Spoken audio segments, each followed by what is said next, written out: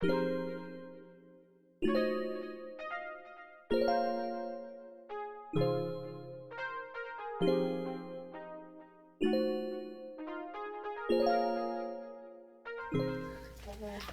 with the hoodie, guys.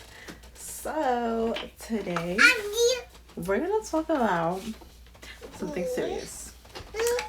So for many of you guys know, I have a little baby, and my baby, when she was born with Wasgoodie syndrome.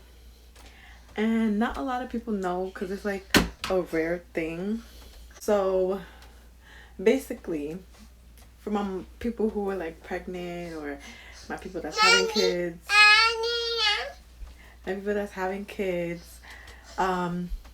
they test you for certain things in the house, not the hospital, the doctor's office, to make sure that your baby's gonna be okay. And I was tested and everything was smooth. But when, like, one of the ultrasounds, somebody had noticed that her tongue was sticking out, and we didn't think nothing of it. Honestly, me, because I stick my tongue out, like, oh, my photos, I'm like, ah, my little mini me, period. So, come to find out, when she was born, her sugar was low. So, they, like, took her, and they were, like, trying to, well, the first night, they checked her. Then, they said it was low. So, then it was like, we'll do one more check, and then we're going to have to, take her, if it's still low, to the NICU. So I was like so tired. It was like 4 a.m. in the morning when she told me she was taking her to the NICU, and I was like, I didn't even know what that was. I knew what it was because I wanted to work there, but I wanted to work in that unit when I got older. But yeah, so they took her. I was like halfway asleep, halfway awake, and then because you know, when you just push out a baby, your mind is whew. So they took her. I did notice that her tongue was like big when she came out, but I didn't think nothing of it, like, you know. So because everything happened so fast. So the next morning, my doctor comes, and I was in bed, I was resting, and I think I had some breakfast. She comes, she's like, why are you still in bed, girl? You gotta go see the baby. The baby needs her mom, because, you know, you're away from the baby and they need that connection with you. I'm like, oh my God, I didn't know. So we went to go see the baby. She was like, I'm not understanding all of this. We did the testing. I don't understand, like, how this happened to the baby. So I was like, yeah, I don't understand either. They don't know what's wrong with her. They said they're running tests. So, and they said her sugar was low. So then we go to the NICU, and I think she was sleeping, but I spent some time with her. I held her, you know, put her on my chest. You know how you gotta keep the baby close and everything. So I spent 2 days in the hospital, I think.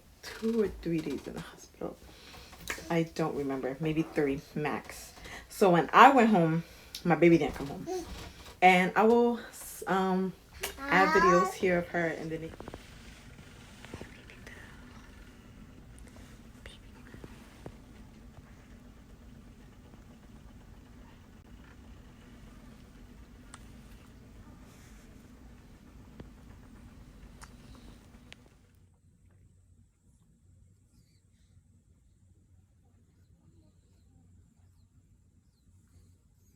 So, when I think maybe like a day passed. No, not a day. The same day, because they have been running tests all day. And they, like, when you're at the hospital, they take the blood from the foot. Lord have mercy. They do not let you be in the room because the baby will be screaming. They do not like, whew. I'm glad I was in the room because I couldn't take my baby screaming from needle pain. So the doctor came to me. He told me what was going on. He said that my baby had a syndrome. You know, you want your baby to not have to go through certain things when they're growing up. Certain people, like, you don't want that energy. I hate that people always have to make fun of other people because they don't like the way they look. Like yourself. Don't worry about somebody else. Then that's it. Yeah, man. So then he told me everything that was happening. He said we ran tests on her. And they found what syndrome it was. They said it was Beckwith-Wiedemann syndrome. And they told me that it's rare. It's not like a common syndrome. It's not that common. Some babies get it, and like I know not a lot of people know about it, and that's why I'm making this video, because not a lot of people know that kids get this. I didn't even know that this existed until my baby. So when he told me about this syndrome, he said that's why her tongue is a little bit enlarged, and he told me that the things that they had to worry about right now was well, what I had to worry about in that moment was looking it up, knowing more about it. I found out that your baby can get a tumor. Also, it is it's rare for them to get a cancerous one, but you have to go. Well, I have to take her to the doctor every 3 months to get her stomach checked. Then her regular doctor checks her out after those appointments. She already got like her regular shots, everything, you know, but they still want to keep checking on her. I did go to get her tongue checked out. It's not as big as when she was first born, and it's not as big like a problem for me. Like when I look at my baby, I'm like, she's good, she's great. I'm so sick of people trying to tell me like, oh, you need to go, like, you need to worry about her tongue, you need to worry about her tongue. Or people see her and they're like, oh my gosh, she's sticking her tongue out, oh my god, like, please mind your own. Like that, not in a bad way, but it's just like, why are you worrying about my kid?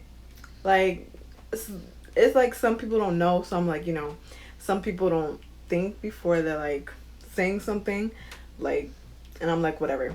So at this point, I really don't care, because as long as she's healthy, doing fine, like, y'all don't understand, when she was first in the hospital, I was about to cry. I was praying. I'm like, what's wrong with my baby? And then when I got dismissed and I couldn't take her home, she had to stay there a week because they had to make sure she was okay, do extra tests, make sure nothing extra was wrong with her.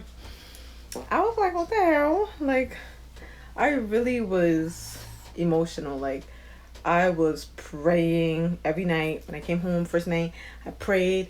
I said, God, please let me be able to take her home. I just want to be with my baby. Like, I prayed.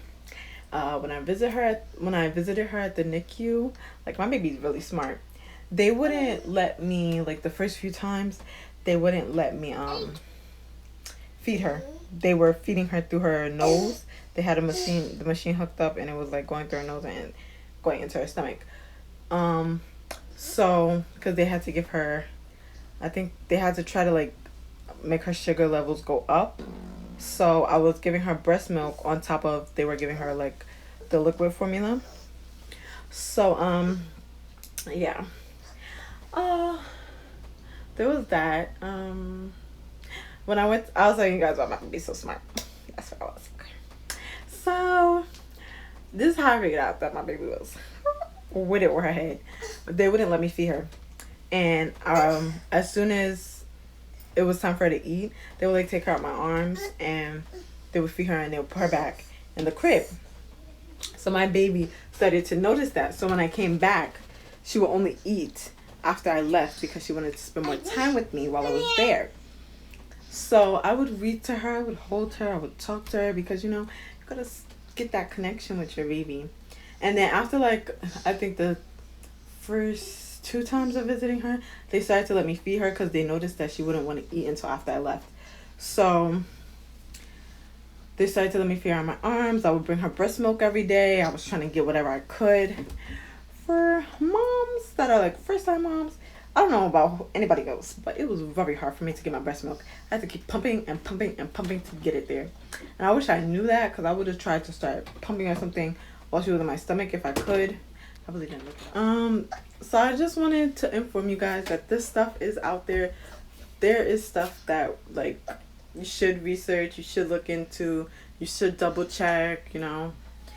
But this syndrome is very rare, and I just wanted to let a lot of people know, and I wanted it to be more aware. So this video is more like a informative video. So yeah, links below about Beckwith-Wiedemann syndrome, because I feel like people should understand it. Because Oh, that's also what I forgot to tell you guys. It varies in people. So it's like my baby has an enlarged tongue, but for other people, their body parts are different. Like different things can happen to your body, and not many people know about the syndrome, which is really, I don't know why it's not that known. Um, I think it should be more out there. What type of syndromes babies can get or develop, it should definitely be more known because it's not. Um, it's different parts of your body that can get enlarged. You definitely have to get checked for tumors because they can develop at any time. So, like I said, Seren goes every 3 months. Then she sees her regular doctor, like after the appointment, because the doctor wants to check on her and see how she's doing. For my baby, her tongue wasn't that big. I know there's some that do have to go and get surgery and get their they have to get it cut down because it's too big and they can't breathe. And they said because my baby's not in that situation, they didn't want to do that to her. They said it looks like it'll just go down over time. Hopefully it will. If anything, she can get surgery in the future, and if anything, she'll probably go to speech class. But right now, I don't want her tongue cut because it looks like she can grow into it. And my baby is perfectly fine with her tongue. She loves it. She's such a beautiful baby. God bless. Anyway, guys, so yeah. Just be more aware, and this was just an informative video because I just wanted you guys to know, like, about this syndrome. I feel like more people should know, especially new moms or anybody that's going to have a child, or, you know, it should just be known and recognized that this syndrome is out there. Like, it does happen to babies, and it does happen to people. So don't judge people.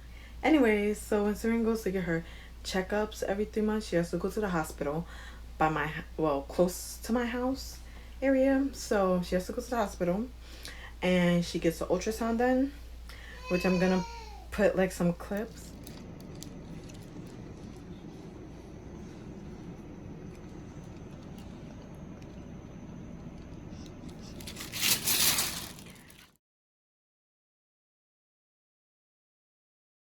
These kids, they cry at the ultrasound because it's like, it's weird to them, and you know, no kids like going to the doctor. So she cries at the ultrasounds. It's, when I looked it up, it's like known that kids, I mean not known, but a lot of kids cry, and it gets harder as they grow up because they're like, why does this have to happen to me? Why do I always have to do this? You know, kids spot things. So she cries a lot. Then after she gets the ultrasound, she has to go upstairs to the hospital. They check her weight, they check everything for her. They check her stomach, they look at her tongue a little bit, and they take her blood because they have to keep checking her blood to see if anything's wrong. So she gets the ultrasound done, and she gets blood work, and then if nothing's wrong, they usually don't call me, but if they find something and they want her to come back, they do. These appointments are usually every 3 months. And if something's found, they want to keep checking, so they make it closer than 3 months, like 1 month or 2 weeks. But thank God nothing has been found recently. I'm gonna put some clips of us at the hospital, so check those out. Okay, so this is her second appointment today, and we are going to get her shot done now. I don't know, they scheduled her at 10:30 a.m. this morning for ultrasound, and now it's blood work. So she will be screaming her head off. She hates this. Say hi, Mama. Yeah, here we are. She's like, where are we?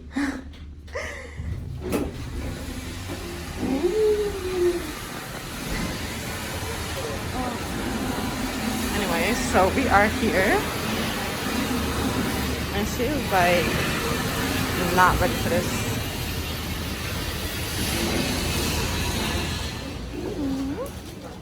Mama. Serene. Mama. I swear, every time she comes here, they give her a present going home. So this syndrome is gonna affect her whole life. Like, she's gonna have to keep getting checkups throughout her life because anything can happen. And I pray to God for the best for my child. I pray that she never has to go through anything, never develops anything. So there's that. So yeah, guys, I'm gonna insert some video clips from the hospital today, and thank you guys for watching. Like, comment, subscribe. See you guys next time. There's more videos coming. Like, comment, and share.